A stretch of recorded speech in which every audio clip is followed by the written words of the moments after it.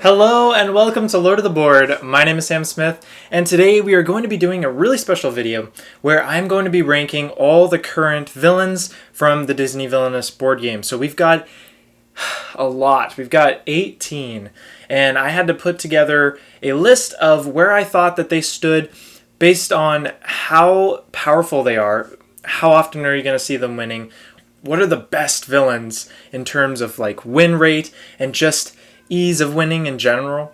So I really hope you guys enjoy the video, but before I dive in anymore, I just want to say that this is all just my personal opinion, and you can play a character and get really good at that character. So please do not let this list deter you from trying something new. In fact, I just encourage you to play all of these villains because I do ultimately enjoy a lot of them.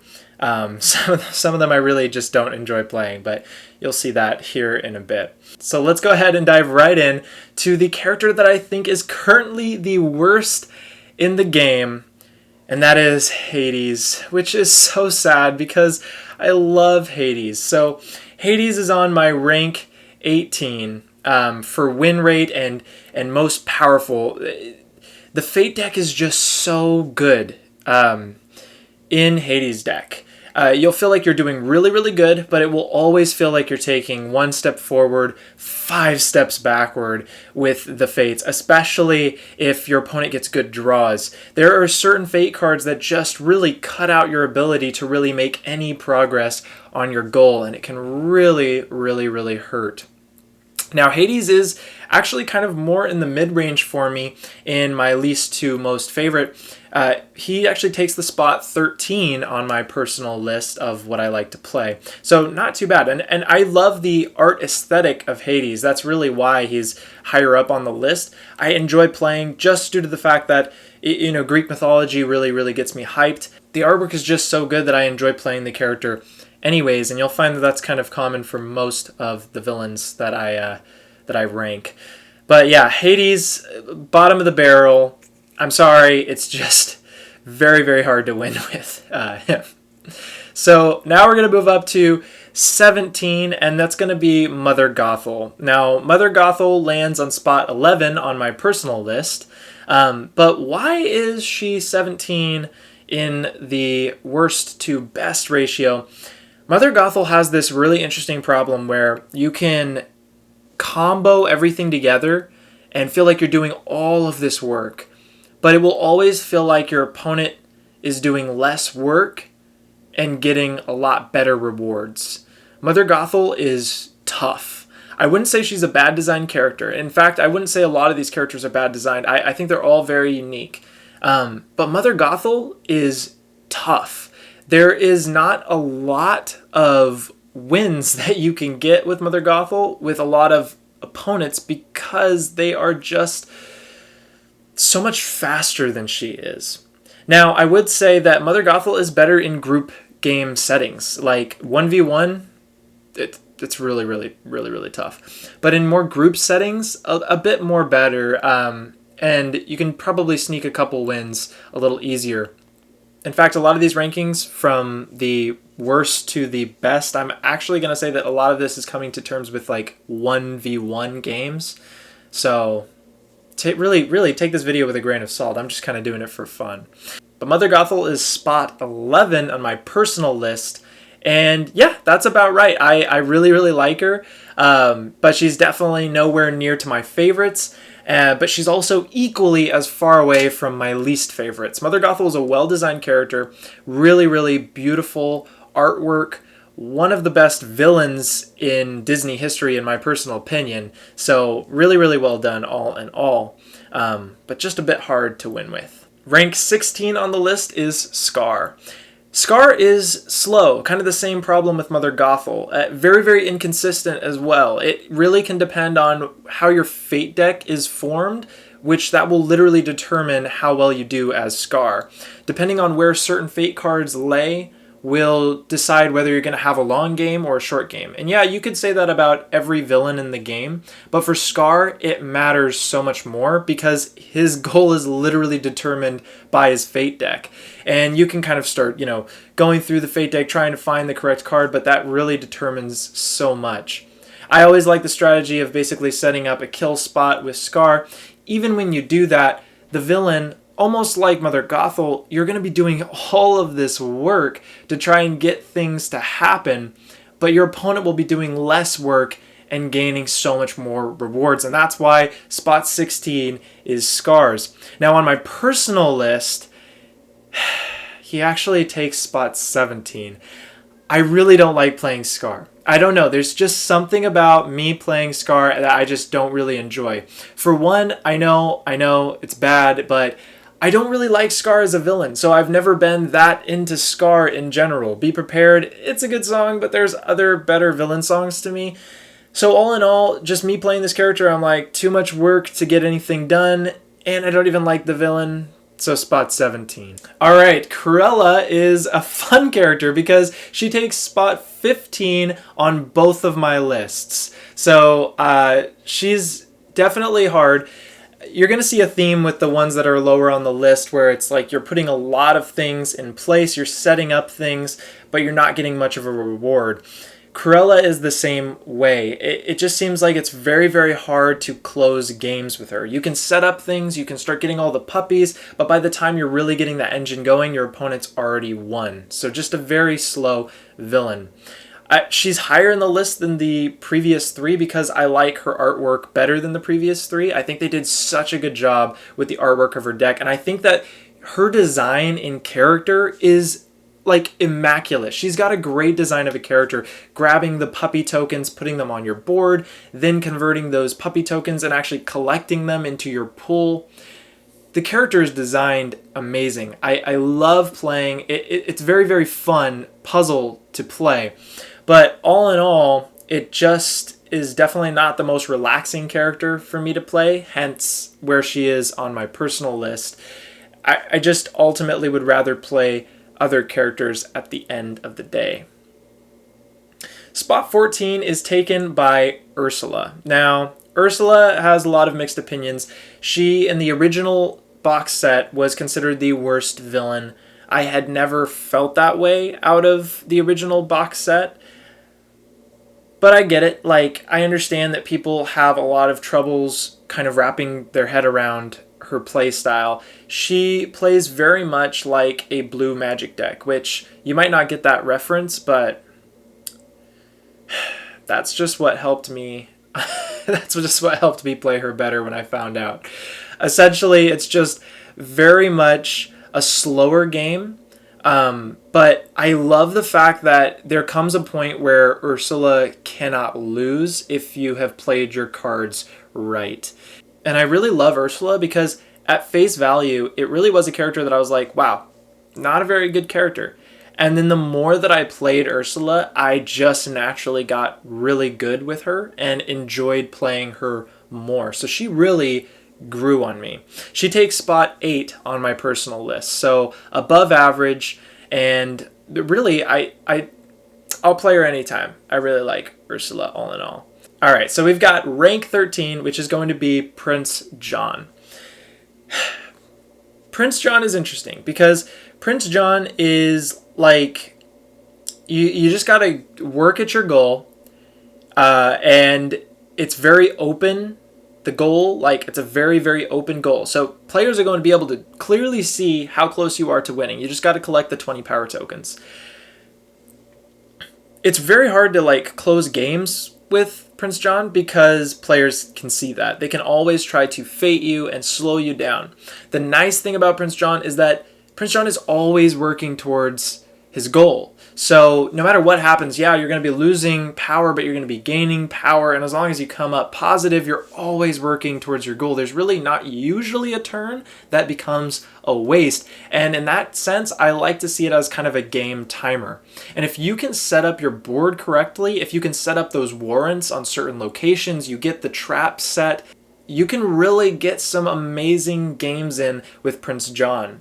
But all in all, Prince John is still on the slower end of achieving the goal. The fates are pretty rough. They can still power and really slow down the gameplay. However, I'm sure you already know this if you've watched any of my videos, Prince John ranks incredibly high on my personal favorite list. he takes spot number 4 for me. And this is a mixture of multiple things. I love the artwork, I love the character, and I love the playstyle a ton. Essentially, you're just setting up your board. You're setting up all of these little engines around the board that are going to make you power. And if you can get these engines set up, whenever your opponent plays a fate card, they're not going to want to play it here. They're not going to want to play it here. But you can trap them and force them into giving you power. And I just love that play style of like, man, I am playing my game right. Therefore, even if you're trying to hurt me, you're still helping me at the end of the day. And yeah, the Taxes on the Rich card, another great card where, you know, even if you have fates on your board, you can still gain power. I think that Prince John is an incredibly well-designed character, and with more plays, becomes more powerful. Now, moving on to number 12 is YZMA. Now, we're getting closer to kind of the middle of the barrel here. I think YZMA is kind of the perfect middle of the barrel character in terms of power value and win rate because she is very inconsistent. She's kind of a wild card.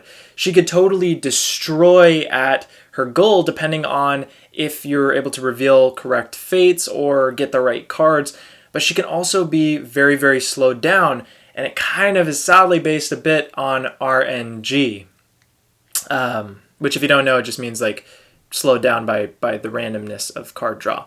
But YZMA can be so incredibly fast if you set up your cards right and if you grab the right cards. So that's kind of where I put her kind of in the more middle of the barrel. Now, in my personal ranking, she's a little bit higher. She's spot number 9 on my personal list. I love playing her because I think that the 4 Fate decks are just so enjoyable. And the fact that it really feels like you're trying to chase down Cusco. You know, you're checking this Fate deck and he pops up somewhere and then he gets on your realm and then he gets shuffled back into the deck and runs away, hides again. You have to find him again.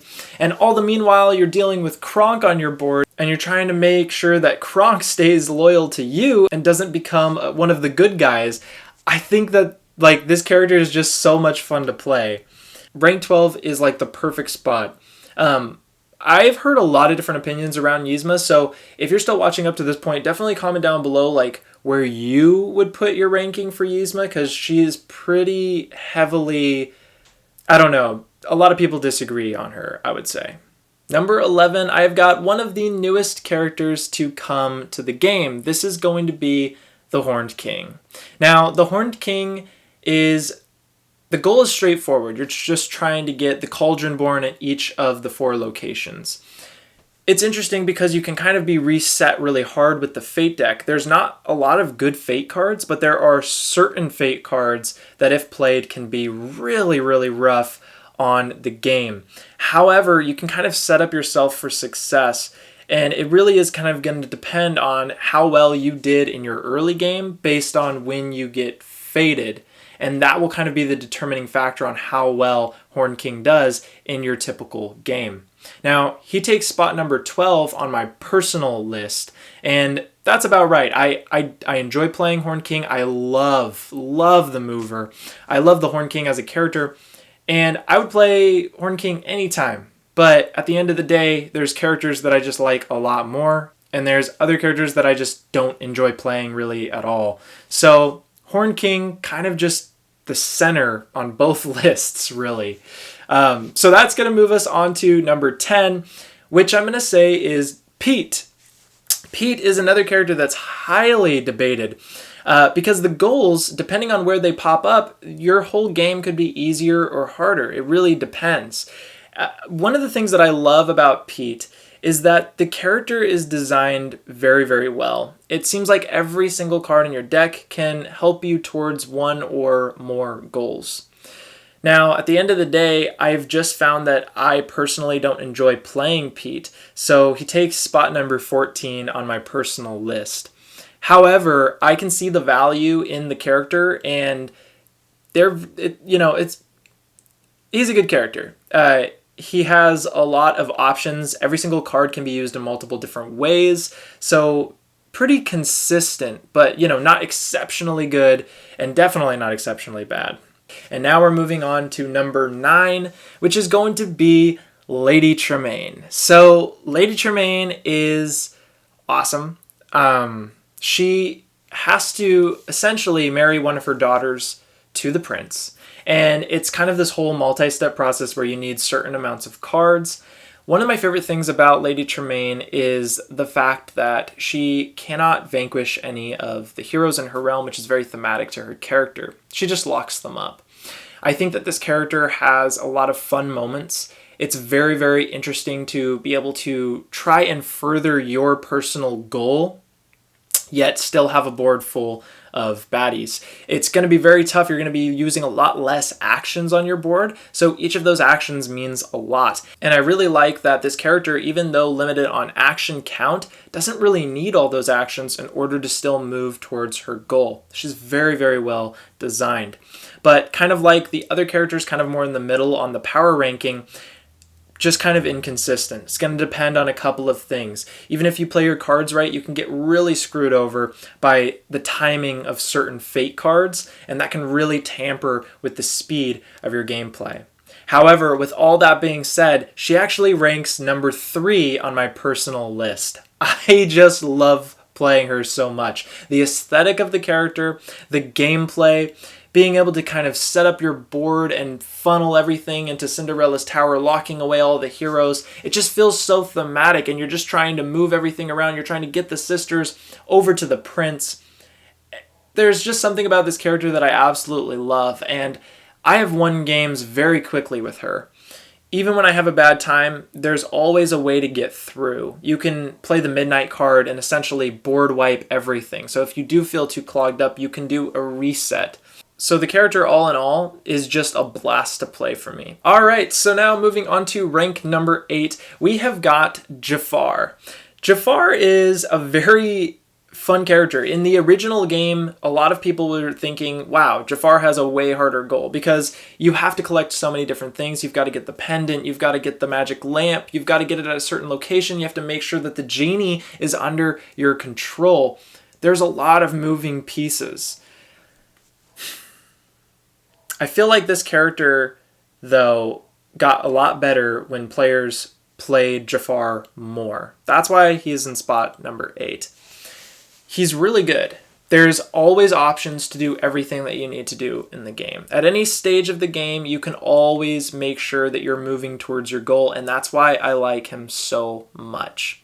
In fact, he ranks number 6 on my personal list, because this is a character that actually literally grew on me. At first, in the original box, when that's all that existed, I really didn't like Jafar for a while. And then when I started kind of playing him more, I really started to understand all the multi-use cards, the sneaky ways to gain power with scimitars. There's so many little niche strategies within Jafar's gameplay that makes him rank so high on my personal list, and that still puts him above average on the overall power ranking. So really, really great character, very well designed, artwork, perfect. I really hope I don't make people mad with this video. I just want us all to be friends, all right? I'm just giving my opinions. Just remember, I'm giving my opinions here. Because coming towards the end of this list, we're going to kind of see some spicy takes. Who knows? I don't know. Maybe you'll be okay with it, maybe you won't. But we're going to start with number 7 in the power ranking and in my personal ranking. So another one that adds up there is Gaston. Gaston is just so much fun. Here's the thing that I personally love about playing Gaston. It's such a simple goal. It's very, very easy to play. Yet pulling it off takes planning. It's difficult. It's not as easy as it would seem, but it's still achievable. And though you're going to be taking steps back, though it seems like, oh, you get an obstacle back on your realm, that's like the worst thing that could possibly happen, you do realize that removing obstacles is just as easy. So this character is really just this really fun kind of tug of war where you're consistently going to be battling with these obstacles. You're trying to remove this obstacle. You want Belle to fall in love with you, so you're going through all these obstacles one at a time, but then all these obstacles are going to be kind of appearing back on your board. So really, winning with this character takes some careful planning on trying to remove multiple obstacles at the same time. But the thing is, that takes power. Gaston is not good at gaining power. His board just doesn't allow it. And I think that that's just the reason why this character is so fun to me, because it's just difficult enough to achieve the goal, but the goal is always achievable. And the Fate deck, though brutal, is not too brutal. So number 7, Gaston, very well designed character, extremely fun to play. It's that tug and pull. I mean, it's just, I love Gaston. So that's going to bring us to number 6 in the power ranking. This is going to be Ratigan. The reason why I put Ratigan so high on the list, because we are getting pretty high here, is because the opportunity there is immaculate. You can draw cards that can make your game go extremely fast. And even if you don't draw those cards, your game will be kind of in the mid-range for speed.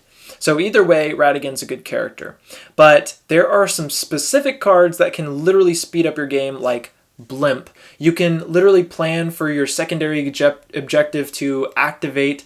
So Basil, you can just kind of plan to defeat Basil. So even if your Robot Queen plan doesn't work, you're still going to be able to set up yourself for success by just defeating Basil, which is honestly the easier of the two.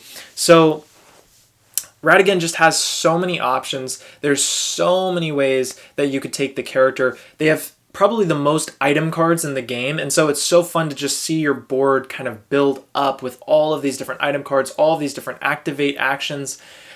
All in all, very versatile, very powerful, and oftentimes you're always going to have options to make your goal work. Now, personal ranking, I'd put Ratigan at rank number 10. Definitely more in the middle for me. I sometimes enjoy this character, but other times I'm just playing him and I am just kind of stressed out because there's just so much going on. There's so many cards on my board. Like, I know that's kind of his gimmick, but to me it's kind of stressful sometimes. But at the end of the day, I like playing the character. I enjoy the character. There's just a lot of characters that I like more, and there's still a lot of characters that I like less. So middle of the barrel there for me. All right, so we have now made it to the top 5 in power ranking. Now, as you can see, my power ranking list and my personal favorite list are just completely different. So we're going to get pretty spicy here. We're going to start with number 5, Maleficent. Maleficent is extremely powerful. All she has to do is place down the curses on the board. If she can get 4 curses and have a whole turn go by, she wins. And the thing is that her goal can immediately become very aggressive, because at the very beginning of the game, you could get down, realistically, like 2 curses. You could be 50% of the way done with your goal, right? This is the reason why she's so high. Her Fate deck is brutal, but her playing card abilities are also brutal. Like, her goal is so quick and easy. So naturally, she just wins a lot of games. She's a very, very powerful villain to play as. Okay, well, I might as well just jump into the part where I put her ranking on my personal list. I put her ranked 16 on my personal list. And the reason for this is I don't know. There's something bland about her character. When I look at her cards, I think they're really well done. The artwork's really good. It all looks right. But when I'm playing Maleficent, I'm not really having a good time as much as feel like I'm just kind of playing cards. I guess I don't really feel like the theme connecting for me. So I don't really enjoy playing her, even though I can acknowledge very, very good character, very powerful, and you can win a lot of games as Maleficent. All right, number 4, we have got Evil Queen. Now, Evil Queen is so cool. And now, I know that probably gives you a hint as to where she is on my personal ranking, but Evil Queen, she's just so fun. So, Evil Queen has so many different unique things about her. I like the fact that she's got the ingredients that you're going to be piling up on the side of your board, and once you pile up one of each, you're able to unlock the dwarf's cottage. And then also at the same time, you have to balance 2 forms of economies. You've got your power tokens, and then you've also got your poison. I like the unique way of defeating characters that she has, of being able to poison the dwarves instead of vanquishing them.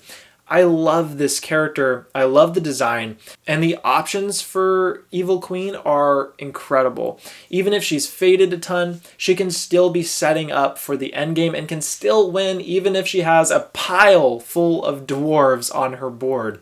So extremely well-designed character. Definitely not too easy, not too hard, but all in all will always have an answer to move ahead and push through as long as you can puzzle your way throughout the fates. On my personal list, Evil Queen takes spot number 1. This is no surprise to people that have watched the channel. Evil Queen is my favorite character in this game, still to this day. I love playing Evil Queen so much. One, because I'm good with her. I know that sounds conceited, but I can play her really well, so I enjoy her a lot. I can see the value in the character. I've oftentimes also seen players play Evil Queen, and when they're not playing her optimally, she'll just lose. So it's one of those characters that you've got to play a lot to learn the character, and then once you've learned her, you realize she is so powerful and very, very good. But really, I think it's just all of the different mechanics that she comes with. Those just make me so happy. The color, the purple color, I really love her board. That deep purple just, it's so nice. So the card design, the color, the mechanics, everything just makes Evil Queen my favorite personal villain in this game. And she's ranked really high. Number 4 is really, really high. I mean, yeah, but let's move on to number 3. That's going to be Queen of Hearts. Now, Queen of Hearts kind of, in a way, seems more obvious than Maleficent. Her Fate deck is not as brutal as Maleficent's. In fact, her Fate deck is like really, really chill. It's not very hard to make it. That is actually why Queen of Hearts I would rank a bit higher, right? So that's literally why I would rank Queen of Hearts a little bit higher than like Maleficent and Evil Queen, because her Fate deck is just pretty easy. So Queen of Hearts has to essentially get these card guards on the field. Once she gets them on the field, she has to tap them, turn them each sideways, and then she has to take a shot, which pretty much never fails. You're essentially drawing cards to see if you get enough power on how much they cost. Queen of Hearts is really, really good. Fairly easy to play because the Fate cards just don't hurt that much. But where she ranks on my personal list is number 18. I don't know. I just don't enjoy her as a character. I think she's very boring. It might just be that I don't connect at all with the villain. I love Alice in Wonderland, but Queen of Hearts is not a character that I even deemed memorable in the movie, so I don't care for the villain. I don't really care for the mechanics that she presents, and her Fate deck isn't even difficult to go through, so it's not really a puzzle.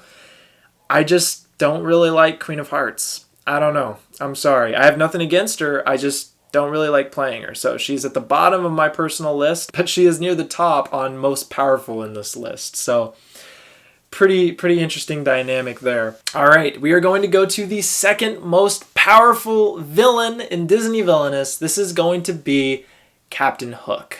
And Captain Hook shares the same spot on both my lists. It's really interesting. There's 3 characters that have done that. It's Hook, Gaston, and Cruella de Vil. All kind of in different parts in my rankings, but Hook takes second spot on both of these lists. Hook is so much fun. He was one of my first favorite characters in the original box set. It was like Hook and Prince John. I loved them both. Hook, still to this day, in my opinion, has some of the best artwork, period, has some of the coolest options during gameplay, and can literally force your opponent to help you win the game. If they don't Fate you, you can get your whole game set up essentially while you're slowly digging through that Fate deck to get Peter Pan. And when you do that, you'll get Peter Pan and you'll have an engine set up to where you can get Peter Pan almost all the way to the Jolly Roger in a single turn. There are some crazy cool combos that you're able to achieve with Hook. The Fate deck is hard, but not too hard.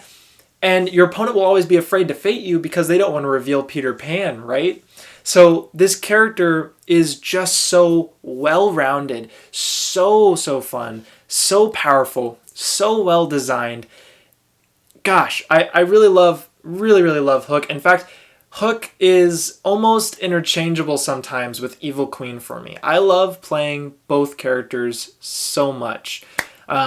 they're very fun. They kind of feel similar to me as well. They've just got so much things that they can do, so many little engines that they can build in order to kind of reach their goal and everything. So Hook takes the second spot on both my lists. And if you've been calculating all of the characters on either side, you will know exactly who the last character is.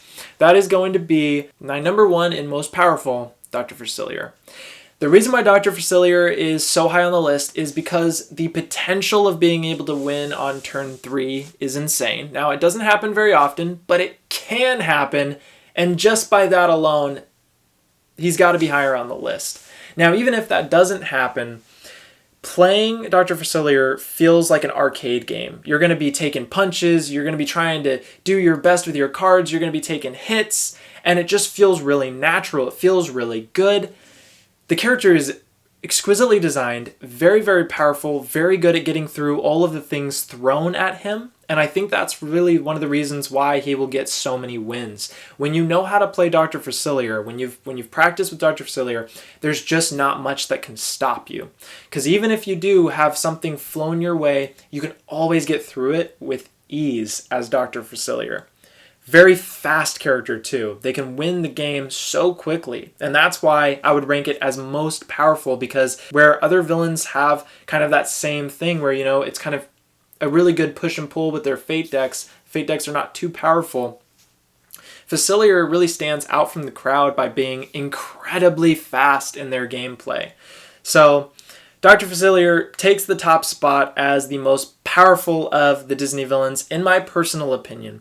Where he stands in my personal list would be rank number 5. So still really high. I love this character. I think he is incredibly fun to play. I absolutely love the aesthetic of the character, all of the card art, the pink, that bright magenta color that his board and mover have. And his mover is so cool. Dr. Facilier is a great character all around and a joy to play. So that is it for my rankings. I have now gone through my rankings from least powerful to most powerful, and also from my least favorite to my most favorite. I really hope that you enjoyed this time today. I hope that you enjoyed this video. But really, I'm curious, what are your rankings for these villains? Are there any of the villains that I placed in any of these spots that you're confused about, that you disagree with? Please comment down below, give me your opinions. I would love to chat about it.